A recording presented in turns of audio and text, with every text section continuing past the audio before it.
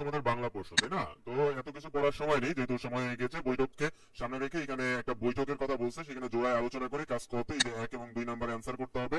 এখানে কিছু প্রশ্ন তোমাদেরকে দিয়ে দিয়েছে, এই প্রশ্নের আলোকে অ্যান্সারগুলো আমি তৈরি করে রেখেছি, সো টেনশনের কোনো কারণই নেই। চলো আমরা চলে যাই। দেখো, এটা হচ্ছে তোমাদের অ্যান্সার শিট। এখানে কাজ কতে যেটা বলেছিল, বৈঠকের কার্যক্রম অনুসরণ করার কথা বলেছিল। দেখো, বৈঠকের কার্যক্রম অনুসরণ, এখানে বৈঠকের কার্যক্রমগুলো অনুসরণ করতে হবে এই প্রশ্নের আলোকে। ওকে, চলো আমরা দেখি।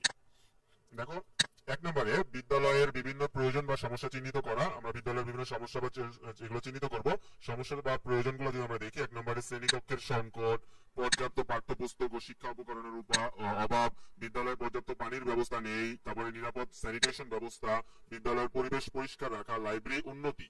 তো এগুলো হচ্ছে আমাদের বিদ্যালয়ের সমস্যা। ওকে, এখন কার সাথে যোগাযোগ করব, সেই যোগাযোগের একটি তালিকা তারা তৈরি করতে বলেছিল।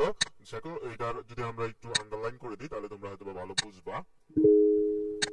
ওকে, এটা হচ্ছে 2 নাম্বার টপিকস। আমরা প্রধান শিক্ষকের সাথে যোগাযোগ করতে পারি, শ্রেণী শিক্ষকগণের সাথে যোগাযোগ করতে পারি, বিদ্যালয়ের পরিচালনা পর্ষদ ম্যানেজিং কমিটি যারা ম্যানেজমেন্টে থাকে তাদের সাথে যোগাযোগ করতে পারি, এবং অভিভাবক কমিটি যারা থাকে তাদের সাথে যোগাযোগ করতে পারি এই বিষয়টি নিয়ে।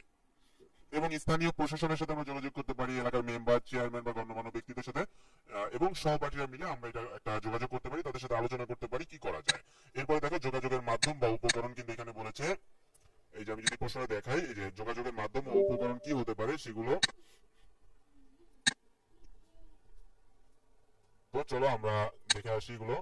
যোগাযোগের মাধ্যম ও উপকরণ, একটা হচ্ছে মৌখিক আলোচনা, লিখিত আবেদন, ইমেল, ফেসবুক গ্রুপ অথবা মেসেঞ্জার। আচ্ছা, এইটা আমরা বাদ দিয়ে দিই, এটা দরকার নেই। তারপর আমরা ফোন কলের মাধ্যমে যোগাযোগ করতে পারি, স্কুলের নোটিশ বোর্ড, স্কুল নোটিশ বোর্ডের মাধ্যমে যোগাযোগ করতে পারি। ঠিক আছে? আচ্ছা, এখানে দেখো, এই উপকরণগুলো কি হতে পারে সেগুলো নির্ধারণ করতে হবে, এগুলো আমরা কিন্তু নির্ধারণ করে ফেলেছি। ঠিক আছে? এবার দেখো, এখানে কাজগুলো করতে গিয়ে কোন বিষয়গুলো তুমি নিজে খুঁজে পেয়েছো আর কোনগুলো আলোচনার মাধ্যমে উঠে এসেছে তা কিন্তু এখানে বের করতে হবে। দেখো, এই যে নিজস্ব পর্যবেক্ষণে আমি কি পেয়েছি, শ্রেণীকক্ষের সংকট ও পর্যাপ্ত পাঠ্যপুস্তক ও শিক্ষা উপকরণের অভাব রয়েছে, এবং আলোচনার মাধ্যমে পাওয়া গিয়েছে বিদ্যালয়ে পর্যাপ্ত পানির ব্যবস্থা নেই, নিরাপদ স্যানিটেশন ব্যবস্থার অভাব, বিদ্যালয়ের পরিবেশ পরিষ্কার রাখা এবং লাইব্রেরির উন্নতি, এগুলো প্রয়োজন। ঠিক আছে? এবার দেখো, আমরা হচ্ছে 2 নাম্বার যে প্রশ্নটি আছে, 2 নাম্বার তালিকা থেকে যে কোনো একটি প্রয়োজন বা সমস্যা নিয়ে দুটি যোগাযোগের নমুনা তৈরি করতে বলছে। নমুনা দুটির একটি মৌখিক যোগাযোগ আর একটি হবে লিখিত। এই নমুনা দুটি হবে তোমার তালিকায় যে কোনো দুইজন ব্যক্তিকে ঘিরে। ওকে, দেখো, প্রথম যোগাযোগের নমুনা 2 নম্বরের যে অ্যান্সারটা সেটা হচ্ছে মৌখিক যোগাযোগের নমুনা, কিন্তু এখানে দেওয়া হয়েছে। এখন এখানে দুইজন ব্যক্তিকে ঘিরে যেহেতু তৈরি করতে বলছে, সেহেতু আমার এখানে কিন্তু প্রধান শিক্ষক ব্যক্তিকে আমি সিলেক্ট করেছি ব্যক্তি হিসেবে প্রধান শিক্ষক। তারপর পর্যবেক্ষণ, শ্রেণীকক্ষের সংকট নিয়ে সহপাঠী আলোচনায় জানা গেল অন্য কক্ষগুলোতে অতিরিক্ত শিক্ষার্থী বসানোর কারণে পড়ালেখায় ব্যাঘাত ঘটছে। এবং মৌখিক যোগাযোগের নমুনা হচ্ছে শ্রদ্ধেয় প্রধান শিক্ষক, আমি এবং আমার সহপাঠীরা শ্রেণীকক্ষের সংকট নিয়ে উদ্বিগ্ন। প্রতিটি কক্ষে অতিরিক্ত শিক্ষার্থী থাকার কারণে আমাদের পড়াশোনার মান নিম্নমুখী হচ্ছে। আপনার সহায়তায় এই সমস্যাটি সমাধানের উদ্যোগ গ্রহণ করার জন্য অনুরোধ করছি, ধন্যবাদ। লিখিত যোগাযোগের একটি নমুনা দেখো, এটা হচ্ছে আমরা মৌখিক ভাবে গিয়ে প্রধান শিক্ষককে বলতে পারি। লিখিত যোগাযোগ, বিদ্যালয় পরিচালনা পর্ষদের সদস্যের সাথে আমরা যোগাযোগ করব। পর্যবেক্ষণ, লাইব্রেরির উন্নতির জন্য সহপাঠীর পরামর্শ অনুযায়ী সমস্যা চিহ্নিত করা হয়েছে।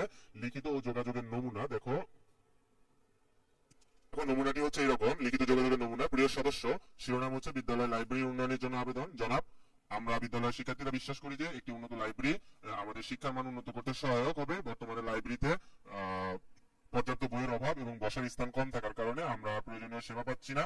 আমরা বিনীতভাবে অনুরোধ করছি আপনার সহায়তায় লাইব্রেরির বইয়ের সংখ্যা বৃদ্ধি ও স্থান প্রসারণের উদ্যোগ নেওয়া হবে। এখানে ধন্যবাদ আনতে ওয়ালিদ জামান, পাগলা উচ্চ বিদ্যালয়ের শিক্ষার্থীদের পক্ষে, বা তো এখানে তোমার স্কুলের নাম তুমি বসাই দিবা। ঠিক আছে? ওকে, এই হচ্ছে ব্যাপার। এইভাবে তোমরা করতে পারো। এইভাবে যদি তোমরা করো আমার এই দেখানো পদ্ধতিতে, তাহলে কিন্তু তোমাদের এই যে কাজ একের যে কাজ কয়ের যে ঝামেলা 1 2 এটা কিন্তু শেষ হয়ে যাবে।